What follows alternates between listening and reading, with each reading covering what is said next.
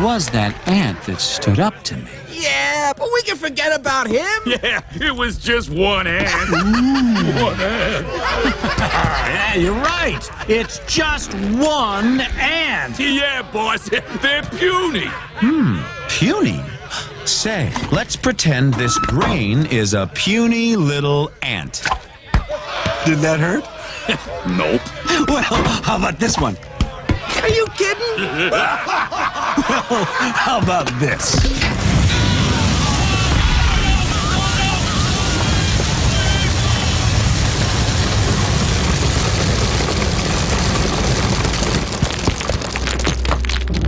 You let one ant stand up to us, then they all might stand up. Those puny little ants outnumber us 100 to 1. And if they ever figure that out, there goes our way of life. It's not about food. It's about keeping those ants in line. That's why we're going back. Does anybody else want to stay? Good morning, everybody. Well, for me, it's morning. Excuse me. So hopefully this is finding you well, and you're doing good. And again, I have to start out by saying thank you very much for everything. Again, another week of text messages and Instagram and Facebook messages. I do appreciate it, the support. And even though the channel is kind of delving in a different direction than the past, 8, 9, 10 years, I do appreciate everything that everybody's been sharing with me. It's really nice. I really do appreciate that.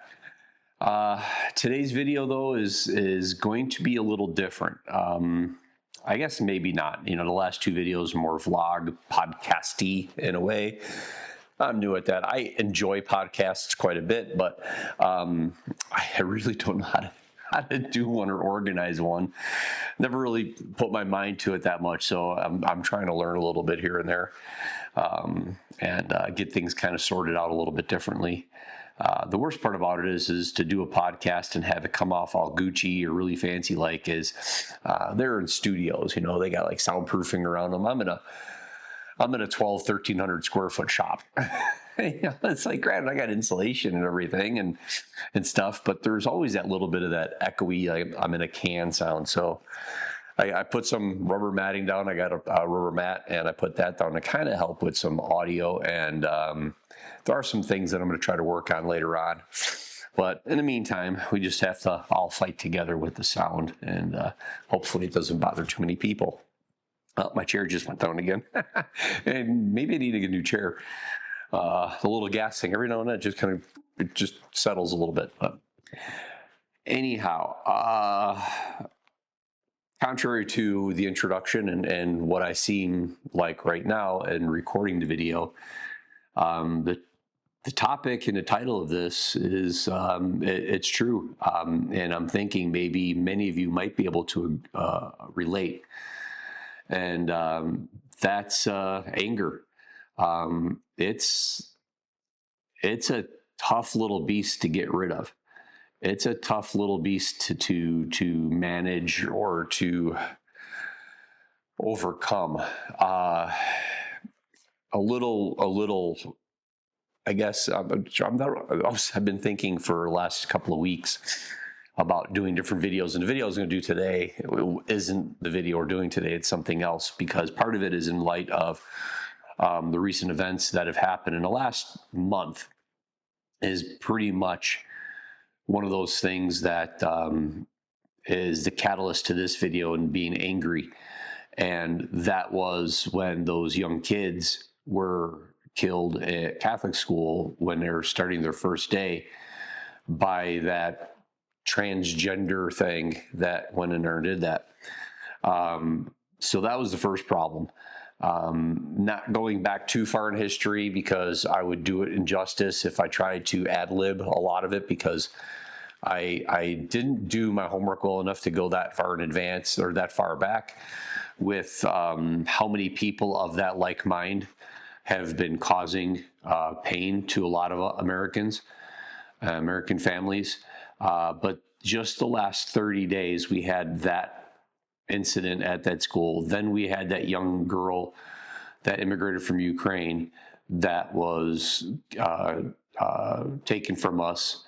I mean, she was just this, you see the video, and she's just this little skinny little blonde thing wearing her little, fast food outfit and stuff like that. And then she's killed. And then as of late, Charlie Kirk. And I have some people I'd like to call friends. We're acquaintances, but I've known them. They've known me for a while. We've never met personally, but their family is really intertwined with Turning Point USA. And my daughter and her friends and our friends and us have watched various snippets like most Americans have with Turning Point USA, the Charlie Kirk interviews on campuses, and then maybe his podcast interviews. I've probably watched more of those than anybody else previously mentioned, but the one thing I was surprised about is how I felt after finding out about it. And I was here in the shop, and for what I was putzing around doing, and a friend of mine sent me a text message. And it's like, what? So I opened it up really quick. I looked at it, and it was the actual video of Charlie Kirk's assassination. I was just taken back by it. I was just absolutely baffled. The last time I'd seen something like that on my phone was either, in a movie, or it was, you're watching the old Zapruder films from this, JFK's assassination. And I was taken back by it. And I was like, what is this, and you can't really trust a lot nowadays because of the AI junk that's out there. And so I jumped on. I went on to Breitbart. I went to the Blaze, Newsmax, and sure enough, everybody already had it on there, and it had just happened within that last half hour or hour. And I was shocked. And as soon as I saw it, I was like, that's not something you're going to survive from. I knew that. There's always hope, but I was like, that's not good. And within a couple hours, I was watching Megyn Kelly's podcast. She was live. She was doing her video when this happened. And so she was on there, and then she was bringing people in. And that's when her and Glenn Beck had announced that it was, in fact, they were reading it, that she's getting it from some friends, acquaintances of theirs, and then also some reports. So I was shocked by the way I felt when I saw and heard that. I mean, I remember when Breitbart was killed, or when he died. The jury's still out on that one. Andrew Breitbart was the founder of Breitbart, and he had a heart attack, but he was the night before he was supposed to come out. The next day he was meeting with somebody and doing this big announcement about something, and nobody ever knew what that announcement was. Not officially, because only Andrew knew. But everybody said, back when he used to walk in Seattle or Los Angeles, and he would meet people all the time of different political stances, ideologies. They always met at this coffee shop, and they spoke and they debated. And some people said, yeah, we got heated or something, but everybody respected each other at the end of it because they spoke their mind, and you knew where everybody stood. You knew where we stood. And you also, ultimately, some people learned to have some kind of common ground. And in conversation and debate, you ultimately find out that most people in America and around the world that have varying views, you will find out that most of you have more in common than you do that separates us. But so often media and certain instigators in society nowadays want you to focus on those 2 or 3 things that separate you, and then put a shining light on it or conflate it so much that it becomes the problem, and you forget about all these other things. And it's all these other things that would make everything so much nicer, whether it's fighting crime, whether it's immigration, whether it's freedom of education, legalize marijuana, whatever your topics are. You're going to find out that there is a large majority of people here in the United States that all agree on this big mound of happiness. But it's these things here that ne'er-do-wells are starting to focus on. And that I see what has happened with Charlie Kirk. Yeah, I was just shocked. And then when I told Ella, because she was on her way home from college, she got home and I told her about it. I kind of did it wrong. I just kind of like laid it on top of her right there in the driveway. And she was just baffled by it. And she said later on, she's like, I'm shocked that this bothers me as much as it does. And then I started reading. I told a couple of people this is like, wow, this is really bothering me. And those same people are like, yeah, it's weird. I've never met the guy. I've watched some of his videos and such, but I've never had a personal interaction with the fella. And he's not like a family friend or anything like that, but why am I bothered so much by it? And then you start seeing posts and people putting out little shorts and stuff like that. And they too are saying, you read comments and stuff. And they're just, within the first 12 hours, you're reading the comments and stuff, and they're like, this bothers me to my core. I've never met the man. All these people are saying this, and I truly, in my heart of hearts, you felt this way. And not just a sense of loss or abandonment to a lot of the beliefs that you had, but then this anger. I felt this, it was like this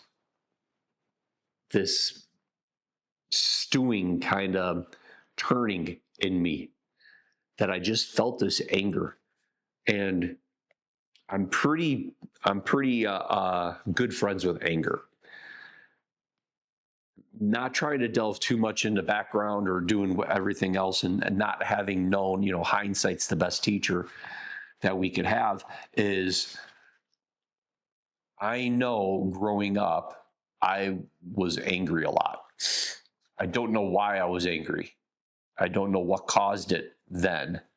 Now I have a fairly good idea why I acted or why I was the way I was then. And I was trying to be a better person. Enter my wife. I still had this short fuse, this anger, this turmoil inside me. And it was years of being with this woman that has helped me just slowly tame it, and age, and having kids, and learning doing self-reflection, and learning how to be a better person, whether it's watching videos or reading the Bible or reading a book that somebody might recommend to you. It helped me kind of center myself, try to get a little bit more calming. And once in a blue moon, a temper would come out, you'd be like, but it wasn't really that bad anymore. And for a few years, I thought I kind of had this. This was pretty good. Then Ben died. When Ben died, I wasn't angry at the driver. I wasn't angry at the other passenger. I wasn't angry at the road. I wasn't angry at, one particular thing or anything. I was angry at myself because I hadn't spent what I felt enough time with my son. I was angry with myself that I moved them to Wyoming, thinking this would not have happened if we did not live here, because if we lived back in Washington, that obviously would not have taken place. I was angry so much at myself, and it has taken so long to try to get over that. The guilt and anger I was carrying, several people will know. And it's been over a year now, and I'd have to say that was with me for at least 6 or 8 months. And it was hard because you keep it inside. But then last year, when I was trying to get some help and diagnosed with everything that I had between depression, anxiety, the PTSD, that little bundle of fun, that little bag, that little to-go bag that we're all given during traumatic events and all that, and having those panic attacks and anxiety and stuff, but there was still anger there. And it was slowly just trying to go through it and talking about it and everything, and led to like these podcasts, these videos. Had this anger, but then it just wasn't the anger about Ben. It was like all that work I've done for all those years. Somebody came and it's like, you just got done cleaning up. You're a little kid and you just got done cleaning up all your Legos, and your little brother or sister come by and they knock the pail over and all the Legos spill on the floor again. Just as your parent walks in and tells you, you're supposed to clean this all up, not play with it and stuff like that. You're angry because now you're being scolded about something that you didn't do, that somebody else did. And now you got to pick this all up. You're upset, you're angered, the emotions are there. And so that's, I guess, one of the most simplistic analogies that I can explain about what has happened. And that all that work that I've done or tried to do to become that better person, once Ben's death happened, it was like somebody came and tipped over my little bucket of Legos, and now they're spilled all over the place. And now that I'm angry and I'm having a temper tantrum, I'm being looked at that I didn't do the job of picking up the Legos. I didn't do the job right of controlling my temper and trying to be a better person, because now it's all over the place again. It doesn't look like I did anything. So you do that. And then you put in the fact that when you've had traumatic events in your life, it makes you, and I'm sorry, because I'm still fighting this like allergy thing or something. I don't know what it is, but you still end up struggling with a lot of other things. Every little thing bothers you. We don't live in a very big environment, so we don't have a lot of traffic or anything. So that's not the case, but it would be having a conversation with somebody and getting interrupted. Working on a project, and you have a set plan. You have to build this a certain way, and your house of cards keeps falling down on you. That you get angry. And I got to the point where, yes, I was upset, or I'd be disappointed when something like that happened, or you just kind of pause and just wait for the person to finish interrupting you or whatever, and then you continue on. But now it's gotten to the point to where I'm just, instead of being upset or a little mad, I use mad because it's in my limited way to express myself. Anger is a lot worse than being mad. I'm seeing it. Mad is more kind of, like a child thing, and anger is so visceral. You'd be mad about something or anything, but now it's like just boom, and you're just like, you're going from 0 to 200 in seconds. And if you're by yourself, that's one thing. But if you're with someone else, or if you're with a loved one or with a friend or something like that, it's not good. It is not good.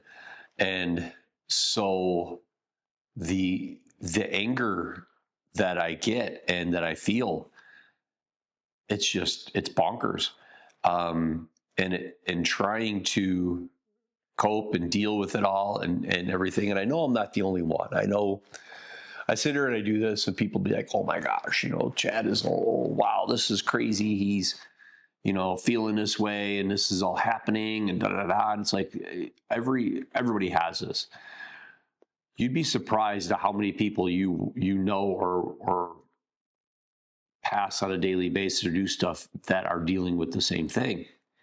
In some way, shape, or form, they're having a struggle with keeping things down and controlling stuff. And sometimes it might not be anger. Sometimes it's going to be remorse or sadness. Regret is, I think, just as bad as anger. To be stricken with sadness and remorsefulness, that could be very debilitating.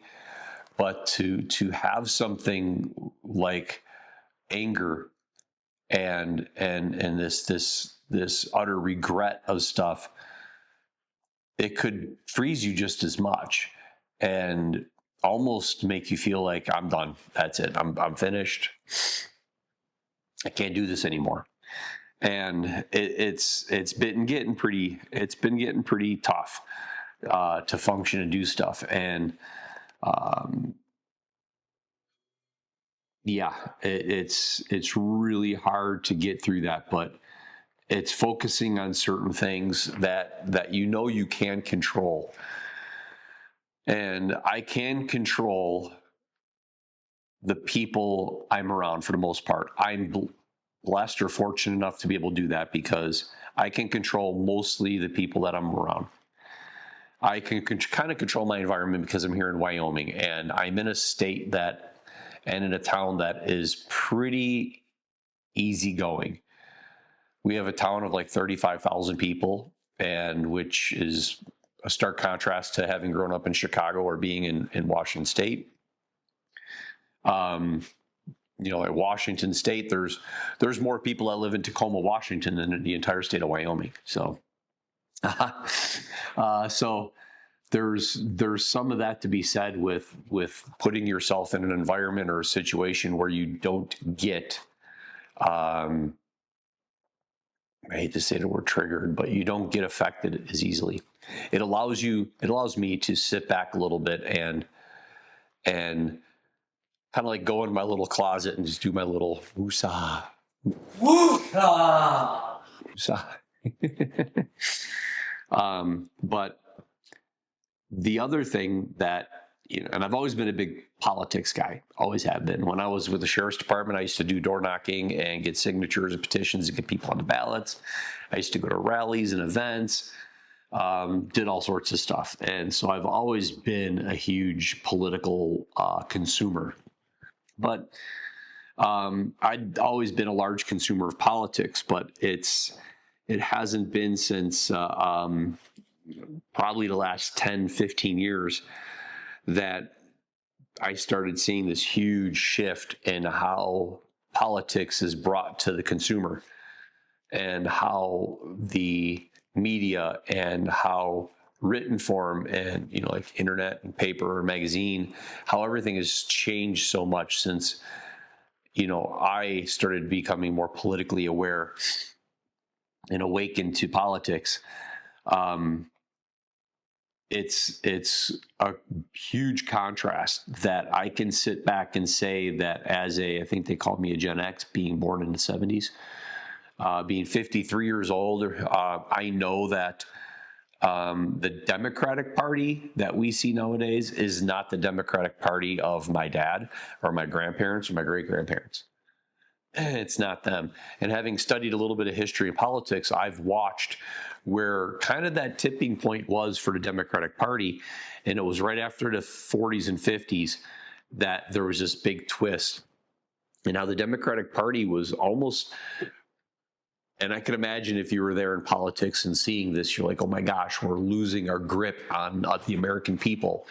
And having this almost like you have these emotional people, these people in control of the Democratic Party that are over emotional and so worried about control and power that they ended up starting to bring other people into their fold to gain more popularity, to gain more supporters. So they went from the Kennedy Democratic Party, the party of my grandparents, even though the Democratic Party versus the Republican Party was always more of the welcoming, is always said to be more of the welcoming and open arms and to get everybody in. And the Republican Party was always stereotyped as not, where, of course, history shows that wasn't necessarily the case. But that's how it was. That's how it's perceived and perception and stuff in the 40s, 50s, and going into the 60s. That's how it sort of a twist. And it was after the war, and of course, we don't have a common factor or a common enemy to rally the United States around like we did in World War II, and even as most recent as September 11th, 2001. We don't have that. We didn't have it. So the Democratic Party brings all these people in. It's all these activist parties, all these extremists, these fringe organizations. They were siding the side. And then you saw the 60s movement of the anti-war protest and the Black Panthers and the Weather Underground and all these other factions coming in. They kind of were out there, and they never once would have thought themselves to be a political party until the Democrats came and just said, hey, come on. And they extended their arm and brought them around a little bit and brought them into the fold to bring in constituents to support what they thought was the right thing. And I mention that because now we see firsthand the last 10, 15 years, this visceral hate towards another party and this being called names that I'm not. My family came here in the 20s. We weren't slave owners.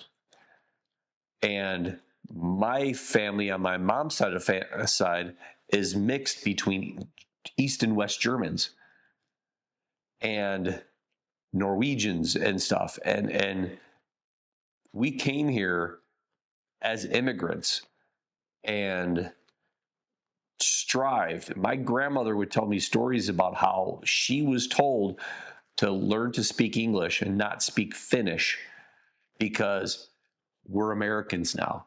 You speak English. You speak so everybody else can understand you. You don't force them to try to understand you. You learn to become an American because you are now. That was the mindset that was taught back in the 20s, 30s, 40s, 50s, even in the 70s and 80s. And now people are like, you come here, you can speak your native tongue, but remember, you're an American now. You speak English. That was huge. I grew up on the north side of Chicago where I had friends that were first or second born, Italian and Turkish and Polish and German and Irish. Their parents were the first ones born in the U.S. or they were the first one born in the U.S. because their family immigrated here. I used to go to the house and have Turkish cuisine. I didn't know Turkish cuisine. I never even knew anything about that. And I got exposed to that. Or good old-fashioned homemade Italian dinners and everything. These people, none of us were racist. We weren't Nazis or anything else. We were Americans. We came from all over the place, and we went to school together. We were there. I went to Chicago public school. Some of my friends, closest friends, when I went to Chicago public school, were Black or Hispanic. Now, I'm a kid that never grew up, around Black people. I watched them on TV, the Jeffersons and Fat Albert cartoons and stuff like that. When I went to school and I was in school with Black people, I never hated anybody. If anything, me and the one kid, Chris Reed, we were the two fastest kids in school.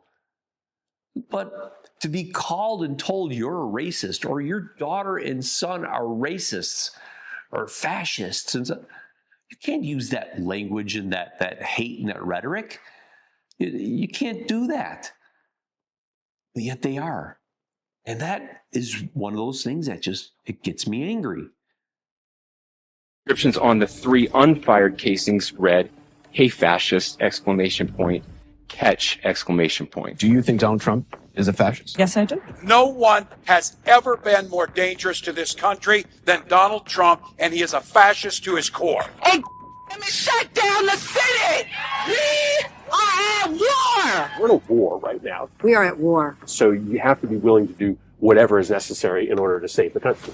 And that's why the gloves are off. Donald Trump and the MAGA Republicans represent an extremism that threatens the very foundations of our republic. And yes, there are many threats to democracy. We see it with these extreme candidates. I just don't even know why there aren't uprisings all over the country, and maybe there will be. But you can only push people so far. And then they start to take matters into their own hands. What the American public want is for us to bring actual weapons to the smart fight. This is an actual fight. This is literally call to arms. The MAGA movement is a threat. Michelle says that, when they go low, we go high. No. With all due respect, if they go low, we don't go high. When they go low, we kick them. We take them to the mud and choke them out. And make sure that they stay down. And you know what? Kick them when they're down because they deserve it. Get up in the face of some Congress people. We are going to be in your face. We are going to be on your...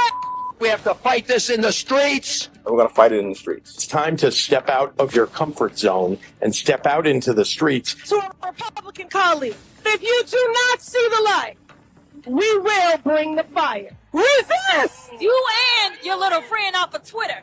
Y'all about to find out. And if you see anybody from that cabinet in a restaurant, in a department store, at a gasoline station, you get out and you create a crowd. And you push back on them. And you tell them they're not welcome anymore, anywhere. He's not going to have a third term. He may not finish his term. Yes, the last few days you woke up thinking there might be news. Just saying. Just saying. There will be news sometime. Just so you know, there will be news. And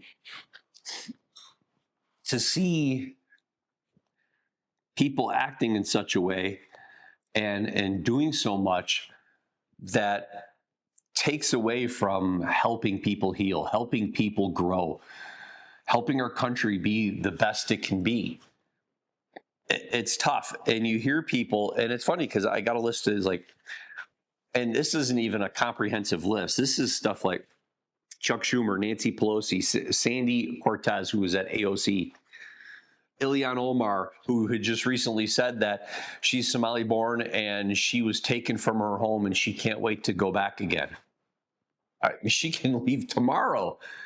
She's a Minnesota state representative. You literally can leave tomorrow, Omar. You could just go. You literally can. You could just pack your crap, put it on a sea container, ship it back to Somalia and leave. They'll fill your vacancy. Tim Walz will definitely fill your vacancy with another nut job like you. Rashida Tlaib, Joe Biden and Hillary Clinton just saying that MAGA Republicans are hateful, are a detriment to society. They said the deplorables, the whole thing about deplorables when Hillary Clinton and all of this hatred and discontent. I don't ever remember sitting and watching a Glenn Beck or a Sean Hannity say to a Democrat, the Democratic Party, you all are fascists, you all are Nazis, you all, and keep saying this over and over. I never turned on ABC or NBC and saw them spewing stuff and calling the Democratic Party these people. Never. And if you have, please send me the link. You can email me the link to that. But you don't. But you can go on NBC, CBS, Jimmy Kimmel of all things, loving the fact that Charlie Kirk was assassinated. And all these years talking so much hatred against Donald Trump or people that voted for Donald Trump. That hatred and that visceral anger towards other people in America, that's what's starting all these problems. And that just, that angers me. I get so angry with that. So it's this, I'd have to say the Democratic Party's gone. There's the old Democrats from the day, they didn't stay that way. They morphed into what we see now.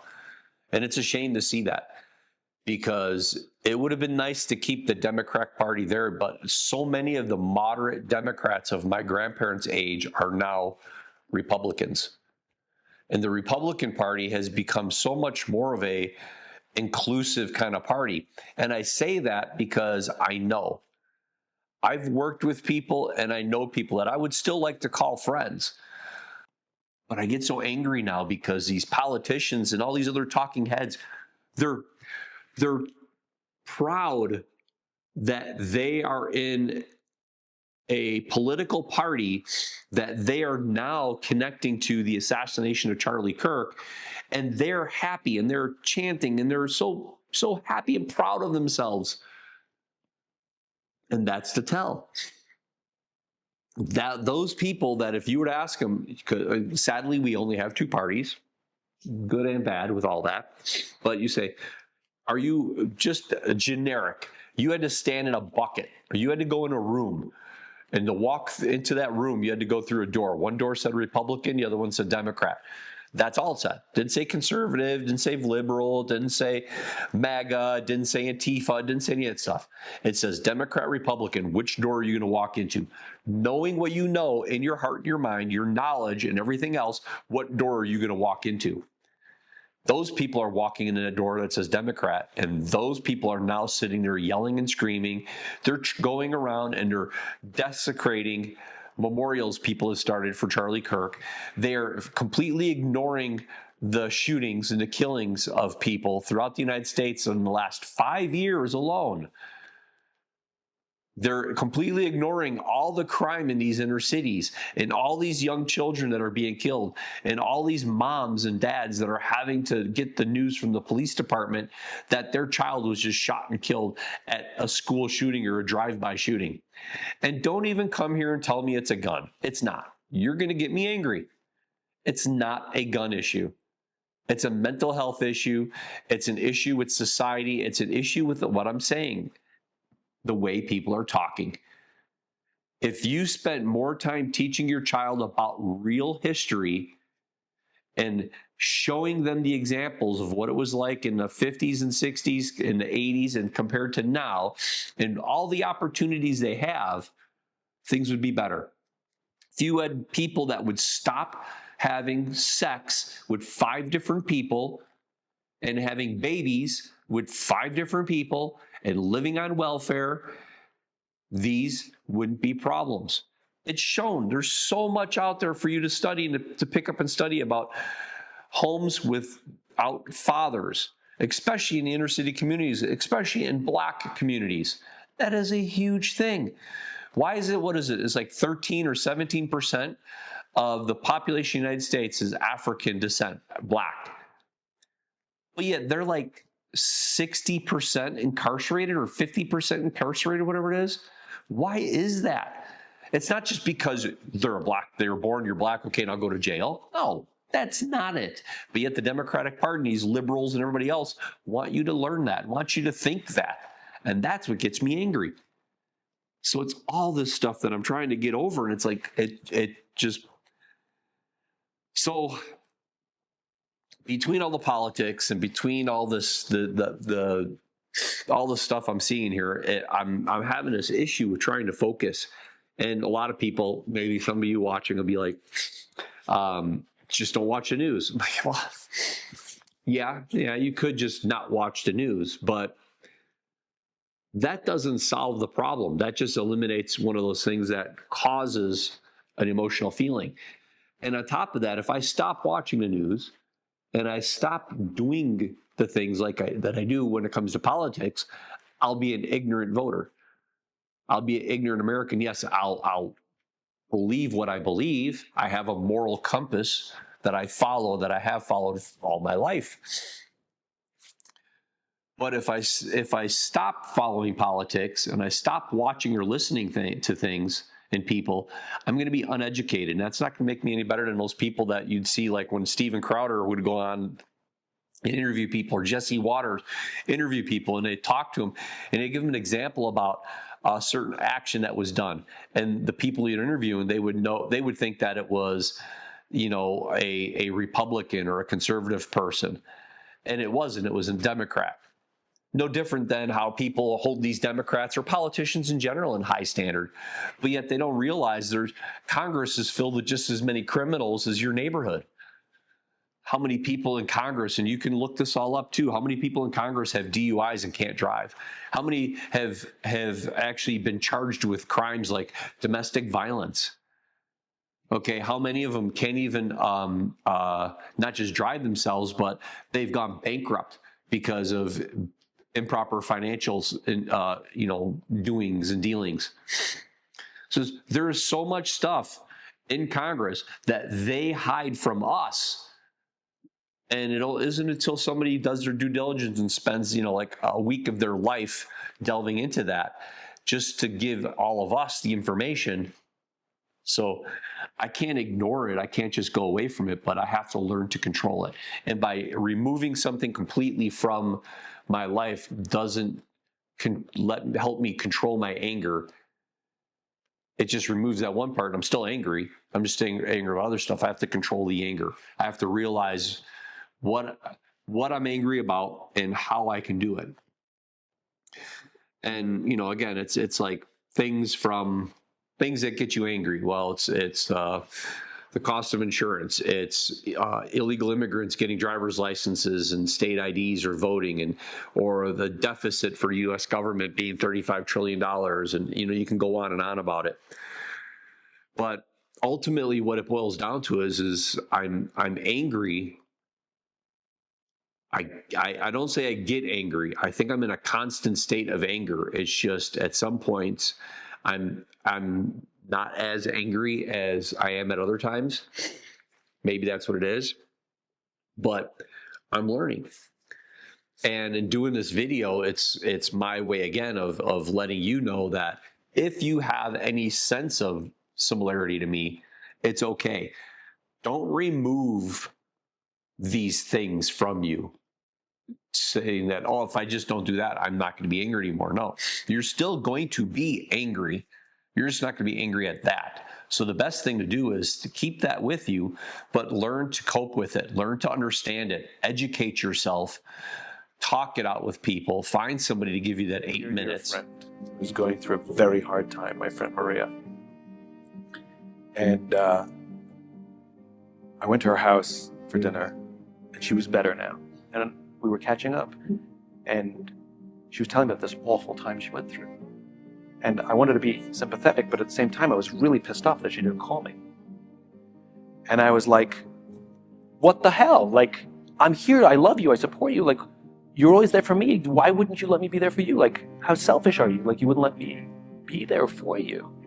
She says to me, I did. I reached out to you a number of times. I said, no, you didn't. And I look at my phone, like the text, she goes, want to come over? I'm like, how the hell do I know that that's a cry for help versus every other time you ask me over, which sounds exactly the same? And so she read an article that says that when somebody's struggling, all they need is 8 minutes of help or support from a friend to get them back on track. And so we came up with a code. We write to each other, do you have 8 minutes? It means I need you.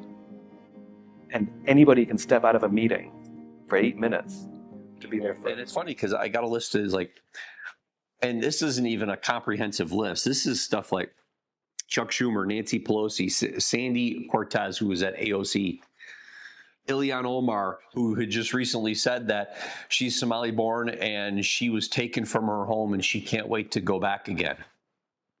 She can leave tomorrow.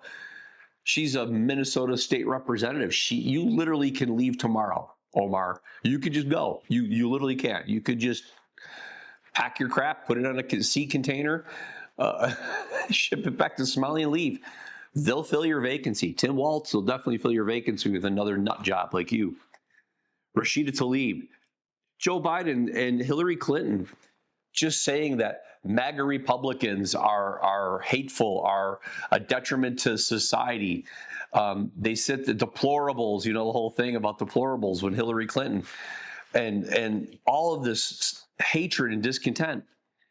I don't ever remember sitting and watching a Glenn Beck or a Sean Hannity say to a Democrat, the Democratic Party, you all are fascists, you all are Nazis, you all, and keep saying this over and over. I never turned on ABC or NBC and saw them spewing stuff and calling the Democratic Party these people. Never. And if you have, please send me the link. You can email me the link to that. But you don't.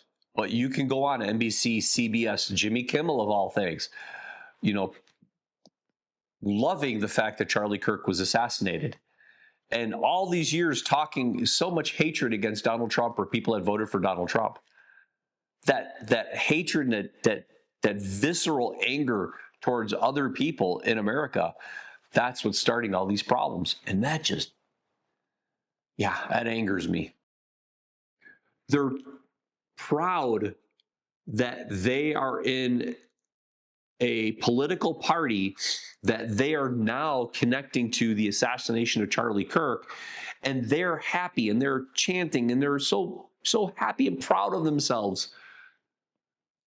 And that's to tell. That those people that if you were to ask them, sadly, we only have two parties, good and bad with all that. But you say, are you just generic? You had to stand in a bucket, or you had to go in a room, and to walk into that room, you had to go through a door. One door said Republican, the other one said Democrat. That's all it said. Didn't say conservative, didn't say liberal, didn't say MAGA, didn't say Antifa, didn't say any of that stuff. It says Democrat, Republican. Which door are you going to walk into? Knowing what you know in your heart and your mind, your knowledge and everything else, what door are you going to walk into? Those people are walking into a door that says Democrat, and those people are now sitting there yelling and screaming. They're going around and they're desecrating memorials people have started for Charlie Kirk. They're completely ignoring the shootings and the killings of people throughout the United States in the last 5 years alone. They're completely ignoring all the crime in these inner cities and all these young children that are being killed and all these moms and dads that are having to get the news from the police department that their child was just shot and killed at a school shooting or a drive-by shooting. And don't even come here and tell me it's a gun. It's not. You're going to get me angry. It's not a gun issue. It's a mental health issue. It's an issue with society. It's an issue with what I'm saying. The way people are talking.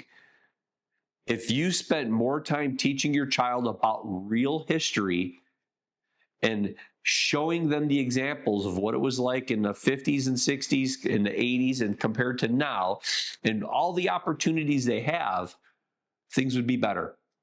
If you had people that would stop having sex with 5 different people and having babies with 5 different people and living on welfare, these wouldn't be problems. It's shown. There's so much out there for you to study and to pick up and study about homes without fathers, especially in the inner city communities, especially in Black communities. That is a huge thing. Why is it? What is it? It's like 13 or 17% of the population of the United States is African descent, Black. But yet they're like 60% incarcerated or 50% incarcerated, whatever it is. Why is that? It's not just because they're Black, they were born, you're Black, okay, and I'll go to jail. No, that's not it. But yet the Democratic Party, these liberals and everybody else want you to learn that, want you to think that. And that's what gets me angry. So it's all this stuff that I'm trying to get over, and it's like, it just, so between all the politics and between all this, all the stuff I'm seeing here, I'm having this issue with trying to focus. And a lot of people, maybe some of you watching, will be like, just don't watch the news. I'm like, well, yeah, you could just not watch the news, but that doesn't solve the problem. That just eliminates one of those things that causes an emotional feeling. And on top of that, if I stop watching the news and I stop doing the things that I do when it comes to politics, I'll be an ignorant voter. I'll be an ignorant American. Yes, I'll believe what I believe. I have a moral compass that I follow, that I have followed all my life. But if I stop following politics and I stop watching or listening to things and people, I'm going to be uneducated. And that's not going to make me any better than those people that you'd see, like when Steven Crowder would go on and interview people, or Jesse Waters interview people, and they talk to them and they give them an example about a certain action that was done. And the people you're interviewing, they would think that it was, a Republican or a conservative person. And it wasn't. It was a Democrat. No different than how people hold these Democrats or politicians in general in high standard. But yet they don't realize Congress is filled with just as many criminals as your neighborhood. How many people in Congress, and you can look this all up too, how many people in Congress have DUIs and can't drive? How many have actually been charged with crimes like domestic violence? Okay, how many of them can't even not just drive themselves, but they've gone bankrupt because of improper financials and doings and dealings.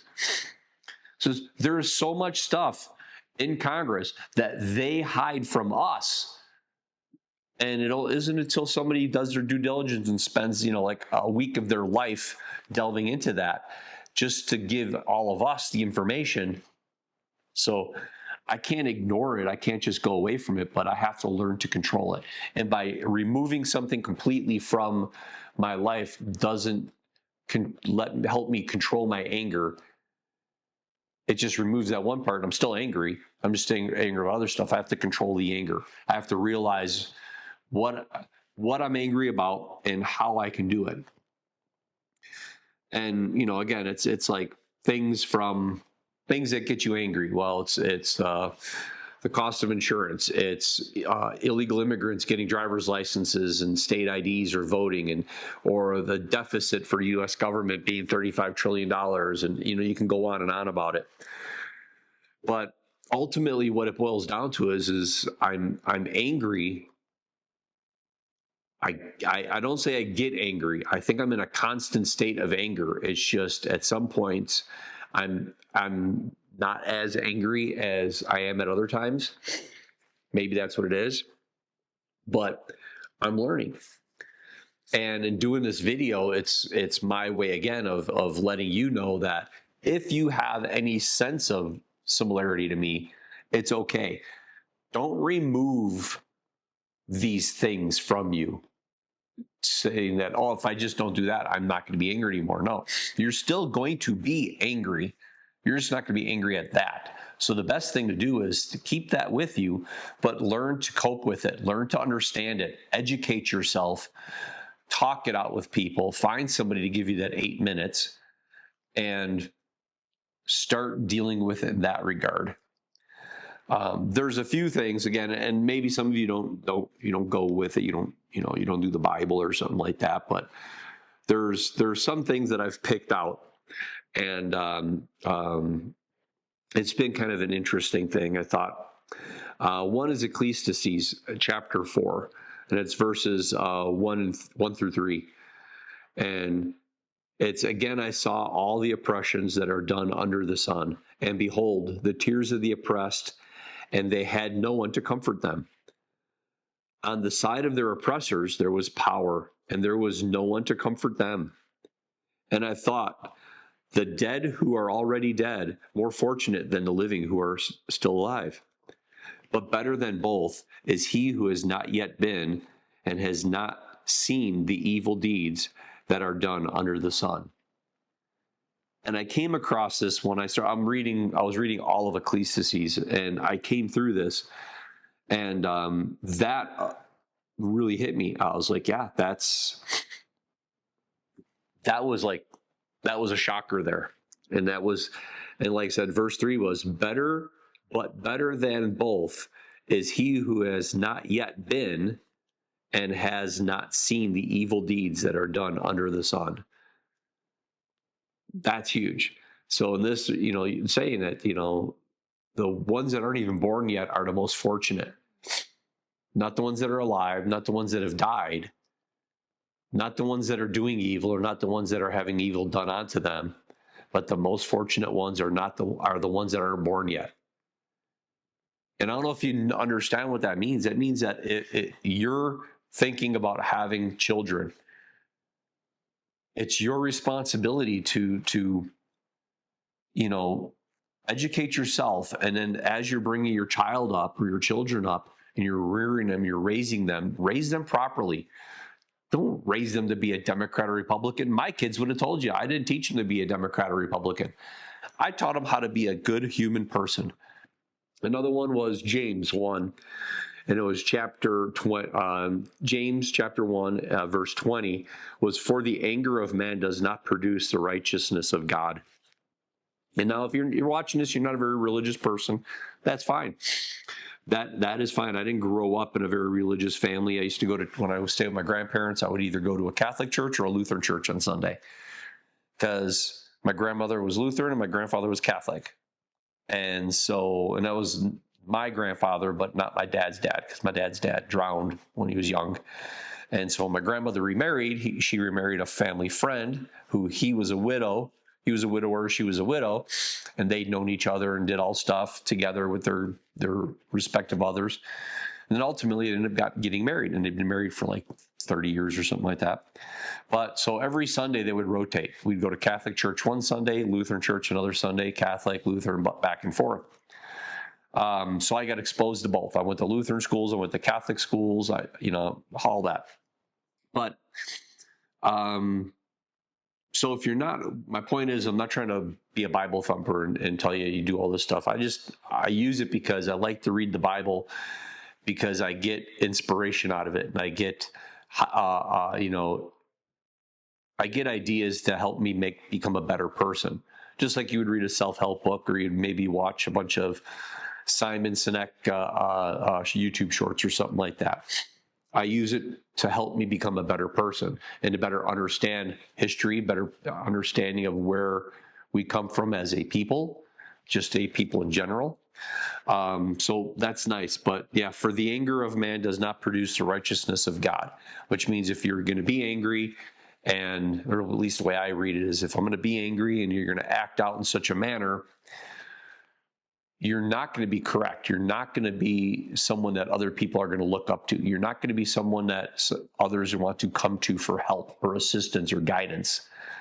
They're not going to look at you that way. They're not going to come to you for advice if you seem to be this person that flies off the handle and is always yelling and screaming or is angry. They're not going to do that. Another one was Proverbs 14, and verse 17 is, a man of quick temper acts foolishly. And I know this to be true. Again, now this is coming from Proverbs, okay? This is so true because we know it today. If any of you have ever lost your temper and acted out or did something, you can sit back in retrospect, be like, gosh, I was an idiot. That was so foolish of me. I looked like a fool. I looked like an idiot, probably, losing my temper and being all stompy foot and such, right? So that, again, you get it, because you're going to be like, yeah, that was me. A man of quick temper acts foolishly. I did. I do. And so I have to do something differently. Knowing that other people have acted the way you are acting or felt the way you feel now helps. It helps me to know that other people have felt the same way I have. And there are ways to overcome it and cope with it and be a better person. And that's what I'm trying to get at to you. That's one of those things. A couple others, one's just mine. And this, I used to have this as a tattoo, but the tattoo wasn't done really well. And then ultimately I had some laser removal, and then I did my sleeve for my memorial for Benny. But Ezekiel 7:27 has been one of my favorite verses in the entire Bible, next to something like Matthew 5:9 and such. But Ezekiel 7:27, just to kind of a synopsis of it was, I will deal with them according to their conduct, and by their standards I will judge them. And there's different versions of it, but imagine if everybody lived that way, knowing that you're going to be judged by how you deal with other people. How you treat someone is how you're going to end up being treated later. And you can see that even as now. If someone sees you treating somebody improperly, do you think they're going to treat you better, or they're going to treat you the same, or they're going to treat you worse? That's that thing. So, and it's from Ezekiel 7:27. The official verse is, the king mourns, the prince is wrapped in despair, and the hands of the people of the land are paralyzed in terror. According to their way, I will do to them. According to their judgments, I will judge them, and they shall know that I am Lord. But just that one thing, I will deal with them according to their conduct, and by their standards, I will judge them. Imagine if we all just lived that way. And then lastly, the close up, there was one here that I thought was really cool. And most people have heard it. If you've watched Brad Pitt's movies, him and Shia LaBeouf and a bunch of other people were in a movie called, I just brain farted it now. He was the tank. He was a tank commander in there, and it was during World War II. And they were having a really rough go at it in the tank in the scene, and they were talking back and forth about stuff. And it was Isaiah chapter 6, verse 8. And I heard the voice of the Lord saying, "Whom shall I send? And who will go for us?" Then I said, "Here I am, send me." That there is the best way I could say is Charlie Kirk. That was Charlie Kirk. And that verse can go for all of us, because it isn't about going into, in their situation, in that scene, they're in war, and who is going to go and fight, the Nazi party during World War II, who's going to save Europe, who's going to save America and everything else, and who's going to be doing what they're doing right there. But it's everything. It's everything from being a good steward in your neighborhood, in your community, helping other kids out, being a good parent to your children, being a good friend to others, being a good brother to your service members, your fellow police officers, your firefighters. And it's, whom shall I send, and who will go for us? Then I say, here I am, send me. Would you take the place of your child or someone that you love that has passed away or something bad has happened to them? Some of you, like me, you can relate. You're like, don't take that, send me, I'll go, I'll do this. That's a morality that is very important to instill into people. Ooh, hold on, I went through a sneezing moment there. So I'll wrap this video up, but lastly, just closing, is the last line is, here I am, send me.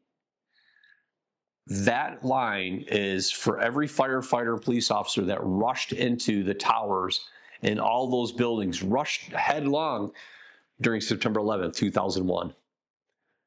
Here I am, send me is the individuals that were at the local church on a Sunday who were the armed security for that church, and a shooter came in, attempts to commit a crime. That individual, instead of running away from it, runs towards it.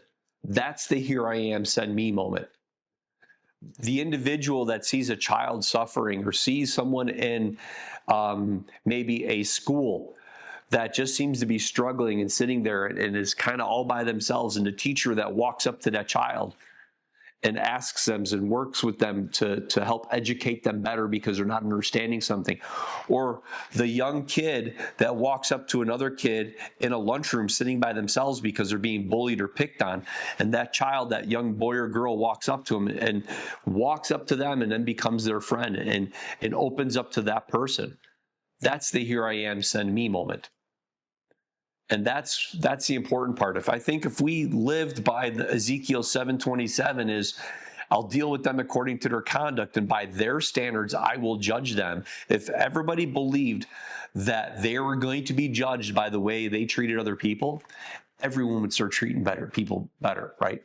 No, it's not flamboyant or flashy like, being a firefighter or a police officer or, a special forces guru or something like that. It's the here I am, send me moment. It's the person struggling in their relationship right now because one of the two might have been adulterous, or they're just having struggles with coping with something, a loss of a job or something like that. And then you see this person in your church or at an event or something like that, and you take the time to step away from your life and you walk up to that person, you talk with them. That's the here I am, send me moment. The person that seems to be distraught and just angry at everything and everything going on, and every person around them is getting it. And you step away for a moment and you walk right up to them and you put yourself on the line for hurt or to get some of that put at you. But that's your here I am, send me moment. And that's what I'm thinking. If we had a lot of these moments, I think that life would be a lot better. But as for me, I have to keep reading. I have to keep learning. I will go to my Bible. The Bible app is an awesome thing. I throw it on my phone. I told a lot of guys in my men's group. Most of us had it. But the Bible app is a really good thing to use. Spotify, get a Spotify and do some podcasts and start finding some people to get inspiration. Try to become a better person. Even if you don't find yourself to be very much of an angry person or losing your temper, but you have a problem with maybe despair with everything going on. You're just at this point where like, you throw your hands up because you're like, I'm at a loss. I don't know what to do anymore. And you had this feeling of despair. Reach to the Bible. You're not a religious person. I'm not trying to convert you. Okay. I'm not trying to do that at all. But you can go to a Bible app, and then you can go under the Bible app and you go under this Discover, and it'll have a spot for you that you can go in there and you press the Discover, and it's got all sorts of things. It has love, anxiety, anger, hope, depression, peace, fear, stress, patience, temptation, pride, doubt, joy, jealousy, loss, and healing. You click on one of those and it's going to give you it. If you're feeling, you're feeling anxieties. So you click on the anxiety one and they give you some, and you can click the see all. It'll give you Bible verses. And then you could read the whole chapter. You could read the verses before and after, which is what I usually like to do. Because when I got new to the Bible app, which I've only had on my phone for the last 2-3 years, maybe, 3 years, 4 years, maybe, I would find a verse that I could relate to, and then I would click on that verse, and I would like to read more of maybe the whole story, get a bigger picture, not just the verse, but read a little bit before and a little bit afterwards. And that kind of helped me a lot of things. So try that out. I mean, it's a free Bible app. You could do that kind of thing, but maybe that's what will help you, like it helps me. And then talking about it, finding someone that might relate to it or at least understands what you're going through, and talk with them and go from there. So again, appreciate it. I do thank everybody for their support. I'm not saying that anger is bad. There's righteous anger, and then there's this visceral hatred. There's two. I'm not saying that being passive, I'm quite opposite of that. I am quite opposite of that. I'm the wrong person to be preaching about that kind of stuff. But because you're angry about what has happened at, whether you live in a community that it's got gun violence and drugs and gangs and stuff like that, it's okay to be angry about it. And it's okay to let that anger inspire you to do other things. But there's a big difference between being a righteous anger, that you're sorrowful for your fellow human, your fellow man, your fellow woman, your fellow neighbor, versus being this visceral anger, just uncontrollable, just lashing out, and it's not sensible, reasonable, or logical. So hopefully you understand that. I'm trying to understand that better and trying to become a better person in that manner. Big, long, heavy video, so I apologize. But I did warn y'all. So again, thank you very much. I'm working on knives. I'm doing stuff like that. Those things are happening. The website is open, but we're coming up into October now. So there's going to be a very small window of opportunity that if you order a knife, you get it by Christmas. You can always email me, reach out. I can also work out gift cards for people. I can laser engrave a gift card, and you can issue a gift card to somebody if you want to do that. It's very simple, but email me for that, and we can work out the details in that regard. But you could buy a gift card for pretty much any dollar amount. But I do appreciate all the support. All the swag is up on the website. It's still available to purchase. Coffee mugs as well. General's hot sauce is on the website. I do have some of that still. So take a look. Jump over to ckninfanttool.com. Peruse through the apparel, the hot sauce, the mugs, whatever it is, that'll help. But again, if you thought about maybe gifting someone a gift card for Christmas to put money towards buying them a knife, let me know about that too. You can get that through the contact page on my website as well. So take care, everybody. Thank you again. I do appreciate it. God bless everybody that's been in the way of harm and all the families that have been affected by everything going on. The Kirks, Erica Kirk and her family, and everybody with Turning Point USA, there's just been such a great turnout and amount of support. It's amazing how much of a turn this has made for America and from around the world. If you haven't watched, there were parades and vigils all the way into like South Korea and England and Poland, and it's just something else to be an individual that can affect so many people. He was so intelligent. He wasn't a college graduate, but yet you would watch him debate and talk. It just is amazing when those people that can read and retain so much information, and only 31. It's amazing. It's baffling how so that he's like that. So it was very inspiring to try to be a better person when you see someone like that. You're like, wow, I'll never be a Charlie Kirk. I'll never be a Glenn Beck. I'll never be a Rush Limbaugh. I'll never be a whomever you're looking at. But don't strive to try to be like that. Work hard to be that kind of person. You might never be that person, but work hard to try and be as close to that person as you can. Whether it's your father, your mother, an aunt, an uncle, a cousin, somebody, a brother or sister. Yeah, that was cool. But again, folks, I do appreciate it. Thank you again. I'll let you go, and we'll see you on the next video. Bye.